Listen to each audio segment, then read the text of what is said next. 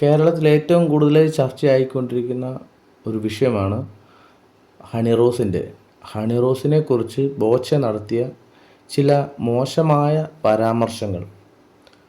അതിനുശേഷം ബോച്ചെ ഇപ്പോൾ റിമാൻഡിലാണ്. ഇപ്പോൾ ബോച്ചയെ പിന്തുണച്ചുകൊണ്ട് രാഹുൽ ഈശ്വർ ഹണി റോസിന് എതിരായി കുറേ അധികം വ്യക്തിഹത്യ നടത്തിയിട്ടുണ്ട്. അതിന് ഹണി റോസ് രാഹുൽ ഈശ്വറിനെതിരെ പരാതിയും കൊടുത്തിട്ടുണ്ട് എന്നറിയുന്നു. ഇതിന് പിന്നാലെ ഓൾ കേരള മെൻസ് അസോസിയേഷൻ്റെ പ്രസിഡൻറ്റ്, അദ്ദേഹത്തിൻ്റെ പേര് എനിക്കറിയില്ല, അദ്ദേഹം ചില പരാമർശങ്ങൾ ഒരു വീഡിയോയിലൂടെ അദ്ദേഹം പങ്കുവെക്കുന്നു. ആ വീഡിയോ നമുക്കൊന്ന് കണ്ടു നോക്കാം. തെറ്റായിട്ടുള്ള മെസ്സേജുകളാണ് ഹണി റോസ് ഉൾപ്പെടെയുള്ള സ്ത്രീകൾ നമ്മുടെ പുതുതലമുറയ്ക്കും നമ്മുടെ കേരളത്തിനും കേരള സംസ്കാരത്തിന് തന്നെ വിപരീതമായിട്ടുള്ള രീതിയിലാണ് ഇവരുടെയൊക്കെ ജീവിതവും പ്രവൃത്തിയും എല്ലാം. അദ്ദേഹം പറയുന്നത് ഹണി റോസിൻ്റെ വസ്ത്രധാരണത്തിൽ കൂടി സമൂഹത്തിന് വളരെ മോശം മെസ്സേജ് ഇപ്പോൾ കിട്ടിക്കൊണ്ടിരിക്കുന്നത്. ഹണി റോസ് മാത്രമല്ല, അദ്ദേഹം എടുത്തു പറയുന്നത് ഹണി റോസിനെ പോലുള്ള സ്ത്രീകൾ മോശമായിട്ട് വസ്ത്രം ധരിക്കുന്നു, അതുകൊണ്ട് പുതുതലമുറ നശിക്കുന്നു, പുതിയ തലമുറകൾക്ക് മോശമായിട്ടുള്ള മെസ്സേജുകൾ കിട്ടുന്നു. അപ്പോൾ എനിക്ക് ഇതിനകത്ത് ചോദിക്കാനുള്ളത്, ഹണി റോസ് വളരെ മോശമായിട്ടാണ് വസ്ത്രം ധരിക്കുന്നത്. വളരെ മനോഹരമായിട്ടും വളരെ നല്ല രീതി വസ്ത്രം ധരിക്കുന്ന ഈ പറയുന്ന ആളുടെ വസ്ത്രധാരണത്തിൽ കൂടി സമൂഹത്തിന് എന്ത് ഗുണമാണ് ഉണ്ടായിട്ടുള്ളത് എന്ന് ഇയാൾ വ്യക്തമാക്കണം.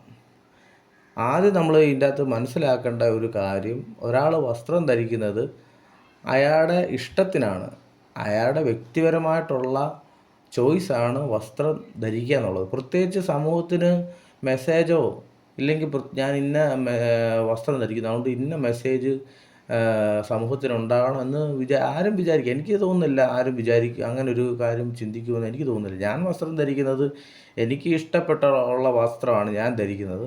അതിന് ഇന്ന മെസ്സേജ് സമൂഹത്തിന് കിട്ടണമെന്നോർത്ത് ഞാൻ ഒരു വസ്ത്രവും ധരിക്കാറില്ല.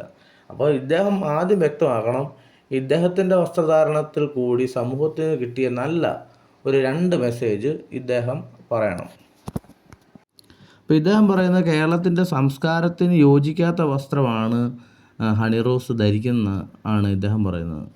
അപ്പോൾ അങ്ങനെയാണെങ്കിൽ കേരളത്തിൻ്റെ സംസ്കാരത്തിന് യോജിക്കുന്ന വസ്ത്രമല്ല നിങ്ങളിട്ടേക്കുന്ന ഈ ഷർട്ടും പാൻറ്റും, അതുപോലെ തന്നെ നിക്കറും ഷഡ്ഡിയും.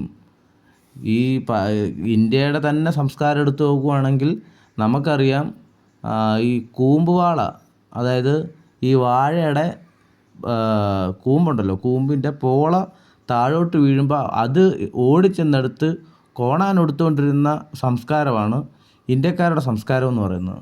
പ്രത്യേകിച്ച് ഒരു ഡ്രസ് കോഡ് ഇല്ല, ഉണ്ടെങ്കിൽ അത് വല്ല കോണാനോ ഇല്ലെങ്കിൽ ചട്ടയും മുണ്ടോ ഇല്ലെങ്കിൽ ഈ മുണ്ടും ബ്ലൗസും എന്ന് പറയുന്നത് തന്നെ കേരളത്തിന് ഏത് കാലത്താണ് കേരളത്തിന് ഇതൊക്കെ സ്ത്രീകൾ ധരിച്ചു തുടങ്ങിയത്? കേരളത്തിലെ സംസ്കാരം എന്ന് പറയുന്നത് തന്നെ സ്ത്രീകൾ മറയ്ക്കാൻ പോലും കഴിയാതിരുന്ന ഒരു പൂർവ്വകാല ചരിത്രമാണ് കേരളത്തിന് ഉണ്ടായിരുന്നത് തന്നെ. മുമ്പ് പറഞ്ഞ പോലെ തന്നെ ഈ നിക്കറ് തന്നെ, ഇദ്ദേഹം ഇടുന്ന ഈ ജഡ്ഡി പോലും ഇന്ത്യയുടെ സംസ്കാരത്തിന് പറ്റിയ സാധനമല്ല. ഇനിയും ഒന്നുകൂടി നമുക്ക് വിശദമായിട്ട് പറഞ്ഞു കഴിഞ്ഞാൽ, ഇപ്പം ഇന്ത്യൻ സംസ്കാരത്തിൻ്റെ ഇപ്പം RSS പറയുന്ന ഇന്ത്യൻ സംസ്കാരം, ഈ ഇന്ത്യൻ സംസ്കാരം പൊക്കിക്കൊണ്ട് നടക്കുന്ന ഈ RSSൻ്റെ നിക്കറ് പോലും ഇന്ത്യൻ സംസ്കാരത്തിൻ്റെ അല്ല എന്നാണ് എനിക്ക് പറയാനുള്ളത്. കാരണം സായിപ്പിൻ്റെ ആണ് നിക്കറ്. ഇദ്ദേഹം ഇട്ടേക്കുന്ന ഷർട്ടും ഇദ്ദേഹം ഇട്ടേക്കുന്ന പാൻറ്റും ഇതൊന്നും കേരളത്തിൻ്റെ സംസ്കാരത്തിന് യോജിച്ചതല്ല. ഇതൊക്കെ വിദേശ സംസ്കാരത്തിൻ്റെ ഭാഗമായിട്ടുള്ള സാധനങ്ങളാണ്. അത് ഇട്ടുകൊണ്ടാണ് ഇദ്ദേഹം ഈ കിടന്ന് പറയുന്നത് കേരളത്തിൻ്റെ സംസ്കാരത്തെ പൊക്കി പിടിച്ചുകൊണ്ട് ഇയാൾ സംസാരിക്കുന്നത്. ഹണി റോസിനെ കുറ്റം പറയുകയാണ്. പാശ്ചാത്യ നാടുകളിലെ വസ്ത്രം ഇട്ടുകൊണ്ടാണ് ഇദ്ദേഹം ഹണി റോസിനെ കുറ്റം പറയുന്നത്. അപ്പം എനിക്കിതിനകത്ത് പറയാനുള്ളത്, ഈ ഓൾ കേരള മെൻസ് അസോസിയേഷൻ്റെ ഈ പ്രസിഡൻറ്റ് കേരളത്തിൻ്റെ സംസ്കാരത്തിന് യോജിക്കാത്ത വസ്ത്രം ധരിച്ച ഹണി റോസിനെ ഇയാൾ വിമർശിക്കുമ്പോൾ കേരളത്തിന് അനുയോജ്യമായ രീതിയിൽ കേരളത്തിൻ്റെ തനതായ വസ്ത്രം ധരിച്ചുകൊണ്ടെങ്കിലും ഇയാൾ വിമർശിക്കണമായിരുന്നു. അതാണ് അതിൻ്റെ അകത്തെ യഥാർത്ഥമുള്ള കാര്യം എന്ന് പറയുന്നത്. അദ്ദേഹം ഒന്നെങ്കിൽ അദ്ദേഹം വല്ലോ കോണാൻ ഉടുത്തുകൊണ്ടോ ഇല്ലെങ്കിൽ വല്ലോ പഴയകാല കേരളത്തിൻ്റെ ഏതാണ് വസ്ത്രം എന്ന് നോക്കിയിട്ട് അത് ഉടുത്തിട്ട് വേണമായിരുന്നു, കേരളത്തിന് അനുയോജ്യമായ വസ്ത്രമല്ല ഹണിറോസ് ധരിച്ചേക്കുന്നതെന്ന് ഇയാൾ അദ്ദേഹത്തിൻ്റെ പ്രവൃത്തിയിൽ കൂടി അദ്ദേഹം അതിനെ ആ ഒരു കാര്യത്തെ ഉറപ്പിക്കുമായിരുന്നു വേണ്ടിയിരുന്നത്. നമ്മൾ ഈ വസ്ത്രധാരണം വെച്ച് നോക്കിയാൽ തന്നെ ഇന്നത്തെ പുതു തലമുറയെ തന്നെ നശിപ്പിക്കുന്ന രീതിയിലാണ് ഹണി റോസിന്റെ വസ്ത്രധാരണം. ഇവരെയൊക്കെ പോക്സോ കേസിൽ രജിസ്റ്റർ ചെയ്ത് ഇവരെ ജയിലിൽ അടയ്ക്കണം എന്നുള്ളതാണ് ഓൾ കേരള മെൻസസിന്റെ അഭിപ്രായം എന്ന് പറഞ്ഞാൽ. കാരണം കുട്ടികൾ ഇത് കണ്ട് വളരുകയാണ്. നമ്മുടെ തലമുറ എന്താണ് ഇപ്പോ മോശം അവസ്ഥയിലോട്ട് പോയിക്കൊണ്ടിരിക്കുന്നത്. ഇദ്ദേഹം പറയുന്നത് ഹണിറോസിനെ പോലുള്ള സ്ത്രീകൾ ഇങ്ങനെ വസ്ത്രം ധരിക്കുന്നതുകൊണ്ട് കുട്ടികൾ, പുതുതലമുറയിലുള്ള കുട്ടികൾ നശിച്ചു പോകുന്നു എന്നാണ്. അപ്പോൾ ഇതിൻ്റെ അകത്ത് എൻ്റെ വ്യക്തിപരമായിട്ടുള്ള അഭിപ്രായം പറയാം. എൻ്റെ വീട്ടിൽ 2-3 കുട്ടികളുണ്ട്. ഈ കുട്ടികളൊക്കെ മൊബൈൽ ഉപയോഗിക്കുന്ന കുട്ടികളൊക്കെ തന്നെയാണ്. ഇവരാരും ഈ ഹണിറോസിനെ പോലുള്ള സ്ത്രീകൾ വസ്ത്രം ധരിക്കുന്നത് കണ്ടു കഴിഞ്ഞാൽ പിഴച്ചു പോകും എന്നൊരു അഭിപ്രായം എനിക്കില്ല. കാരണം മറ്റൊരു കാര്യമെന്ന് വെച്ചാൽ ഈ മൊബൈലെന്ന് പറയുന്ന സാധനം കേരളത്തിലെ സ്ത്രീകളുടെ വസ്ത്രങ്ങൾ മാത്രമോ ഇല്ലെങ്കിൽ ഇന്ത്യയിൽ മാത്രം ഉൾക്കൊള്ളുന്ന കാര്യങ്ങളല്ല ഇത്. ഇൻ്റർനെറ്റ് എന്ന് പറയുന്നത്, അവരുപയോഗിക്കുന്ന ഫോണിൻ്റെ ഇൻ്റർനെറ്റ് കണക്ഷൻ എന്ന് പറയുന്നത് സെർച്ചിങ് വരുമ്പോൾ കേരളത്തിലെ മാത്രം സ്ത്രീകളുടെയോ കേരളത്തിൽ ഒതുങ്ങി നിൽക്കുന്ന ഒരു കാര്യമല്ലല്ലോ ഇൻ്റർനെറ്റ് എന്ന് പറയുന്നത്. അത് എല്ലാ രാജ്യങ്ങളുടെ റീൽസുകളും എല്ലാ രാജ്യങ്ങളിലെ സ്ത്രീകളുടെയും വസ്ത്രധാരണത്തെ പറ്റി അതിനകത്ത് കാണാൻ സാധിക്കും. അപ്പം നിങ്ങൾ പറയുകയാണ് ഹണിറോസിനെ പോലുള്ള സ്ത്രീകൾ വസ്ത്രം ധരിക്കുന്നത് കേരളത്തിലെ കുട്ടികൾ വഴിപഴിച്ചു പോകുന്നു എന്ന് പറയുമ്പം നിങ്ങൾ അമേരിക്കയിലും മറ്റ് റഷ്യയിലും യൂറോപ്യൻ രാജ്യങ്ങളിലും മറ്റ് കാനഡയിലും അതുപോലെ തന്നെ ഈ പറയുന്ന മറ്റ് രാജ്യങ്ങളിലെല്ലാം ചെന്നിട്ട് അവിടുത്തെ സ്ത്രീകളെ വസ്ത്രം ധരിക്കുന്നതിന് നിയന്ത്രണം ഏർപ്പെടുത്തുമോ? നിങ്ങൾ കുട്ടികൾ വഴിപിഴച്ച് പോകുന്നു എന്ന് പറഞ്ഞുകൊണ്ട് അവരുടെ എല്ലാം വസ്ത്രധാരണത്തിൽ നിങ്ങൾ കൈകടത്തുമോ? അപ്പം നിങ്ങൾ ഈ കുട്ടികൾ വഴിപഴിച്ച് പോകുന്നു ഒരു കാരണം നിങ്ങൾ ഈ ഒരു കാര്യത്തിൽ പറയാൻ സാധിക്കുകയില്ല എന്ന് തന്നെയാണ് എനിക്ക് പറയാനുള്ളത്. കാരണം നിങ്ങൾ ആദ്യം ചെയ്യേണ്ടത് നിങ്ങളുടെ കുട്ടികളുടെ മാത്രം കാര്യം എടുക്കുക. എല്ലാ കുട്ടികളുടെയും കാര്യം അഭിപ്രായം പറയാൻ നിങ്ങൾ ആളല്ല. എൻ്റെ കുട്ടികളുടെ കാര്യം എനിക്ക് പറയാൻ പറ്റും. ഞങ്ങളുടെ വീട്ടിലെ കുട്ടികൾ ഒരു സ്ത്രീ വസ്ത്രം ധരിക്കുന്നത് കൊണ്ട് ഇല്ല അർദ്ധനഗ്നയായതുകൊണ്ടോ ഇല്ലെങ്കിൽ മോശമായിട്ട് വസ്ത്രം ധരിക്കുന്നുണ്ട് എൻ്റെ വീട്ടിലെ കുട്ടികൾ ആരും വഴിപഴിച്ച് പോകത്തില്ല. അഥവാ നിങ്ങളുടെ വീട്ടിലെ കുട്ടികൾ അങ്ങനെ വഴിപഴിച്ച് പോകുന്നുവെങ്കിൽ നിങ്ങളുടെ കുട്ടികളുടെ കണ്ണിൻ്റെ പ്രശ്നമാണ്. എന്നല്ലേ പറഞ്ഞോളൂ, വെടിയെന്ന് പറഞ്ഞില്ലല്ലോ എന്നെ പറ്റി വിമർശിക്കാൻ എന്ന് അദ്ദേഹം പറഞ്ഞതിൽ എന്താണ് തെറ്റ്? അതിൽ ഒരു തെറ്റും ഞാൻ കാണുന്നില്ല. നമ്മുടെ ഒരു വാക്കിന് അത് വേറൊരു തലത്തിലോട്ട് നമുക്ക് കൊണ്ടുപോകാം, അല്ലെങ്കിൽ അതിന്റെ ജെന്യൂനായിട്ട് എൻ്റെ സ്ട്രൈറ്റ് ആയിട്ടുള്ള ഒരു അർത്ഥത്തിലും ചിന്തിക്കാം. ഇയാൾ പറയുന്നത് നടിയെന്നല്ലേ പറഞ്ഞുള്ളൂ, വെടിയെന്ന് പറഞ്ഞില്ലല്ലോ, അതിലെന്താണ് തെറ്റ്? ഞാനൊരു തെറ്റും കാണുന്നില്ല. ഇയാൾ കാണത്തില്ല, എങ്ങനെ കാണും? ഒരാളെ അന്ധമായിട്ട് ഒരാളെ ന്യായീകരിക്കുന്ന ഒരു വ്യക്തിക്കും അതൊരു തെറ്റായിട്ട് തോന്നത്തില്ല. ഇപ്പോൾ താങ്കൾ ഇപ്പം പറയുന്നത് ഇരട്ടത്താപ്പാണ്. അതായത് ഈ ഹണിറോസിൻ്റെ വസ്ത്രധാരണയിൽ കുട്ടികൾ വഴിപഴച്ചു പോകുന്നു എന്ന് പറയുന്ന ഇയാൾ ബോച്ച ഈ മോശമായ ഈ ഡബിൾ മീനിങ്ങോട് കൂടി ആൾക്കാരോട് സംസാരിക്കുമ്പോൾ, മറ്റ് സ്ത്രീകളോട് സംസാരിക്കുമ്പോൾ അത് സമൂഹത്തിലൊരു മോശമായിട്ടൊരു മെസ്സേജ് അല്ലേ അത് കൊടുക്കുന്നത്? നാളെ സ്കൂളിൽ പഠിക്കുന്ന കുട്ടികൾ ഇതുപോലെ തന്നെ മറ്റ് സ്ത്രീകളോട് മോശമായിട്ട് ഡബിൾ മീനിങ്ങോട് കൂടി സംസാരിക്കാൻ അവർക്കൊരു പ്രചോദനമാകുകയല്ലേ ചെയ്യുന്നത്? അപ്പോൾ താങ്കൾ ആ ഒരു കാര്യത്തിൽ ബോച്ച ചെയ്യുന്ന ഒരു കാര്യത്തിൽ അന്ധമായിട്ട് പുള്ളിക്കാരൻ ന്യായീകരിച്ചുകൊണ്ട് അദ്ദേഹം പറയുന്നത് ഒരു തെറ്റുമില്ല എന്ന നിലയിലാണ് താങ്കളുടെ സംസാരം. താങ്കൾ ഈ ഒരു സംസാരിക്കുമ്പോൾ തന്നെ ഇത് കേരള ജനത കണ്ടുകൊണ്ടിരിക്കുകയാണ്. താങ്കൾ അന്ധമായിട്ട് ബോച്ചയെ ന്യായീകരിക്കുകയാണ് എന്നുള്ളത്. ഇപ്പോൾ ഡബിൾ മീനിങ്ങോട് കൂടി സംസാരിക്കുന്നത് ഒരു കുഴപ്പമില്ലെന്നാണ് ഇദ്ദേഹം പറയുന്നത്. അപ്പോൾ എനിക്ക് പറയാനുള്ളത്, ഈ ഒരു വീഡിയോയിൽ സ്വന്തം ഭാര്യയുടെ കൂട്ടത്തിൽ ബോച്ച ഒരു പച്ചക്കറി തോട്ടത്തിൽ നിന്നുകൊണ്ട് അവിടെ പച്ചക്കറി തോട്ടത്തിൽ നിന്നുള്ളൊരു വീഡിയോ ആണ്. അതിൽ സ്വന്തം ഭാര്യയോട് ഈ വക മോശമായ ഒരു കാര്യവും പറയുന്നതായിട്ട് ഞാൻ കണ്ടില്ല. അപ്പം എല്ലാവരോടും ഇങ്ങനെയാണ് എന്നാണ് ഇയാൾ പറയുന്നത്. പക്ഷേ സ്വന്തം ഭാര്യയോട് ഈ ഡബിൾ മീനിങ്ങിൽ പറയുന്നില്ല. അപ്പോൾ അതിൻ്റെ അർത്ഥം എന്നാ? അപ്പോൾ കൊച്ചു പെൺപിള്ളേരെ കാണുമ്പോൾ ഉള്ള പുള്ളിക്കാരൻ്റെ ഇളക്കം. അപ്പം ഈ ഞാൻ മറ്റൊരു കാര്യം ഞാൻ പറയാൻ ആഗ്രഹിക്കുകയാണ്. ഈ ഇയാൾ പറയുന്നത് ഇതിൽ തെറ്റില്ല എന്ന് പറയുന്നു. അപ്പം എനിക്ക് ഇയാളോട് പറയാനുള്ളത്, ഈ പറയുന്ന ഓൾ കേരള മെൻസ് അസോസിയേഷൻ്റെ പ്രസിഡൻറ്റ്, ഇയാൾക്ക് ധൈര്യമുണ്ടോ ഒരു ചായക്കടയിൽ കയറി അവിടെ ഒരു സ്ത്രീയോട് ഈ ഏത്തയ്ക്കാപ്പം ഇതുപോലെ ഈ ഏത്തയ്ക്കാപ്പം കൈകാര്യം ചെയ്യുന്നത് ചേച്ചിയാണോ ഇത് കൈകാര്യം ചെയ്യുന്നത് എന്ന് ചോദിക്കാൻ താങ്കൾക്ക് ധൈര്യമുണ്ടോ? താങ്കൾ ഓൾ കേരള മെൻസ് അസോസിയേഷൻ്റെ പ്രസിഡൻ്റ് ആണെന്ന് ഒന്നും ആരും നോക്കത്തില്ല. അപ്പം തന്നെ താങ്കൾക്ക് 100% അവിടെ വെച്ച് അടി കിട്ടുമെന്നുള്ള കാര്യത്തിൽ യാതൊരു സംശയമുള്ള കാര്യമല്ല. താങ്കൾക്ക് അടി കിട്ടിയിരിക്കും. അപ്പം ബോച്ചയ്ക്ക് പലപ്പോഴും തല്ല് കൊള്ളാത്തതിൻ്റെ കാര്യം അയാൾ ഇത് ഒരു ധനാഢ്യനായുള്ള മനുഷ്യനായതുകൊണ്ടായിരിക്കും, പിന്നിൽ വലിയ ആളുള്ളതുകൊണ്ടായിരിക്കാം, പല കാരണമുള്ളതുകൊണ്ടായിരിക്കും അദ്ദേഹത്തിന് ഒരുപക്ഷെ ഇത് ആൾക്കാരെല്ലാം സഹിക്കുകയാണ് എന്ന് വേണമെങ്കിൽ പറയാം. അപ്പം ഈ ഹണിറോസ് ആദ്യമേ ആ ഒരു വേദിയിൽ വെച്ച് കുന്തിദേവി എന്ന് വിളിച്ചപ്പം അദ്ദേഹം ആ സ്ത്രീ അപ്പോൾ അവിടെ വെച്ച് അത് സഹിച്ചു, പ്രതികരിച്ചില്ല. പിന്നീട് ആ ഹണിറോസിനെ പുറകെ നടന്ന് ടാർഗറ്റ് ചെയ്ത് ഇങ്ങനെ ശല്യം ചെയ്തപ്പോഴാണ് പുള്ളിക്കാരത്തി പ്രതികരിച്ചത്.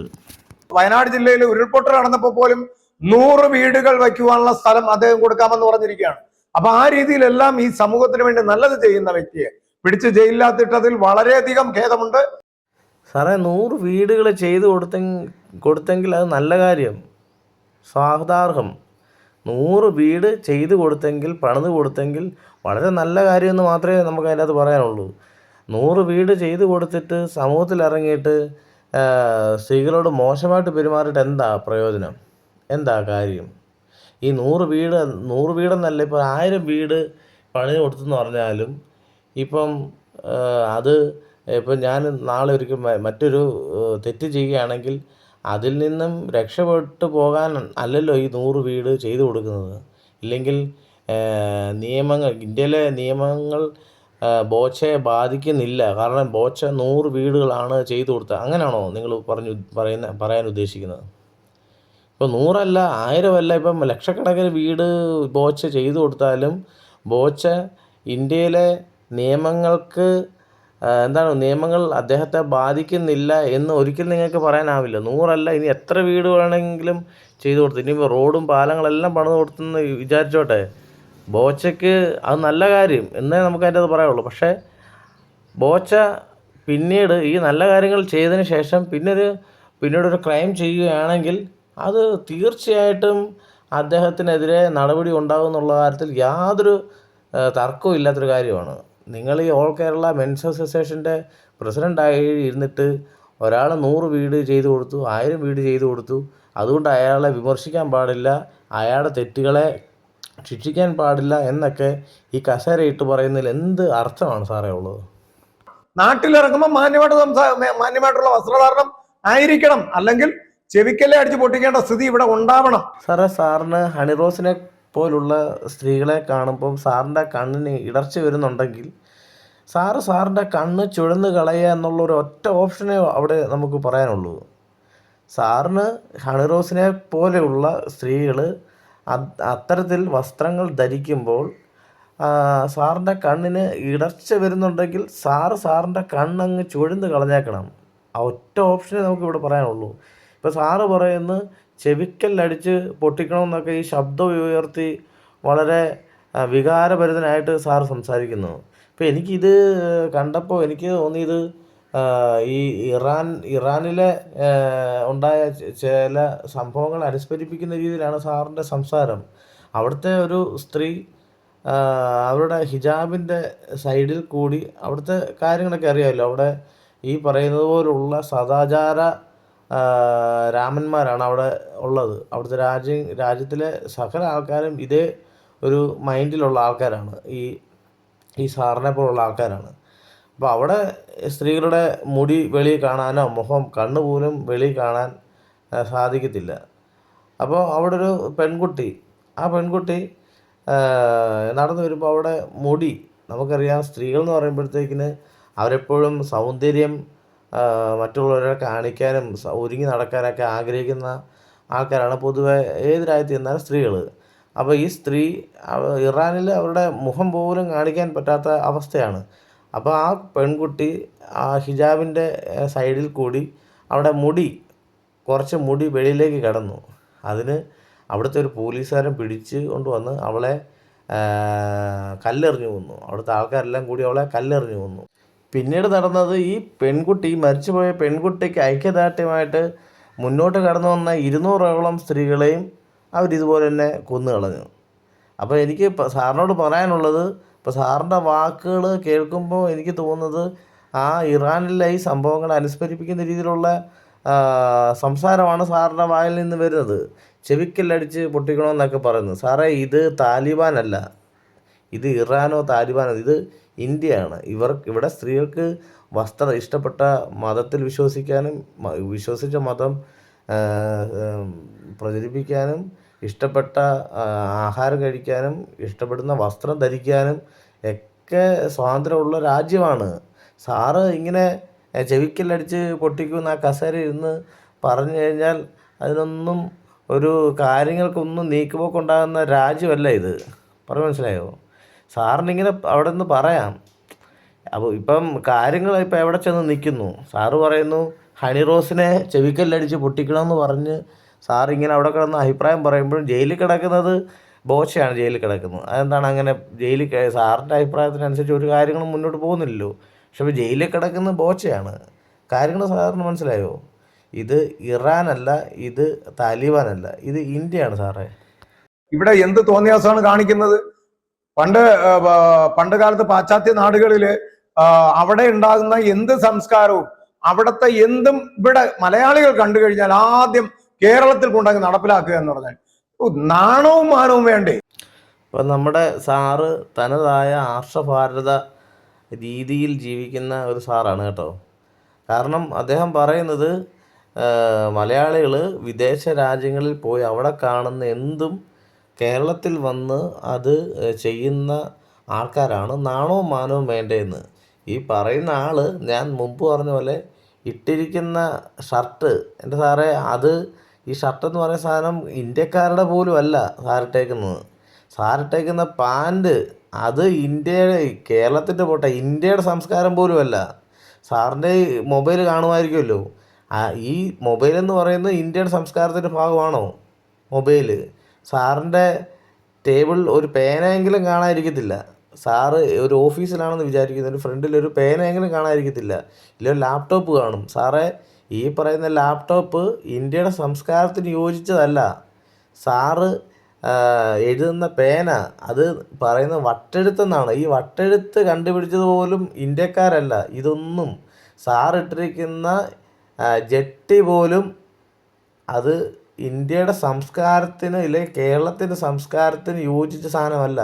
ഇതെല്ലാം സായിപ്പിൻ്റെ ആണ് സാറേ. ഇല്ലെങ്കിൽ ഇത് വൈദേശികരുടെ സംഭാവനയാണ്. ഈ സായിപ്പിൻ്റെ സാധനമാണ്. മനസ്സിലായോ? ഈ ഹണിറോസ് ഇട്ടേക്കുന്നതും ഈ ഹണിറോസ് ധരിക്കുന്നതും എല്ലാം പാശ്ചാത്യ സംസ്കാരത്തിൻ്റെ ഭാഗമാണെന്ന് പറയുന്ന സാറ് ഈ പാശ്ചാത്യൻ്റെ സാധനം എല്ലാം ഈ ധരിച്ചുകൊണ്ടാണ് അവരെ ഈ കുറ്റം പറയുന്നത്. അദ്ദേഹം ഈ സ്വഭാവമാണ് അല്ലെങ്കിൽ ഡബിൾ മീനിങ് പറയുന്ന ആളാണ് എന്ന് പറഞ്ഞ് ആ സെൻസിൽ എടുക്കാൻ കഴിവുണ്ടെങ്കിൽ മാത്രം അവിടെ പോയി നിന്നാൽ മതി. അദ്ദേഹത്തിന്റെ അടുത്ത് പോയാൽ മതി, അദ്ദേഹത്തോട് സംസാരിച്ചാൽ മതി.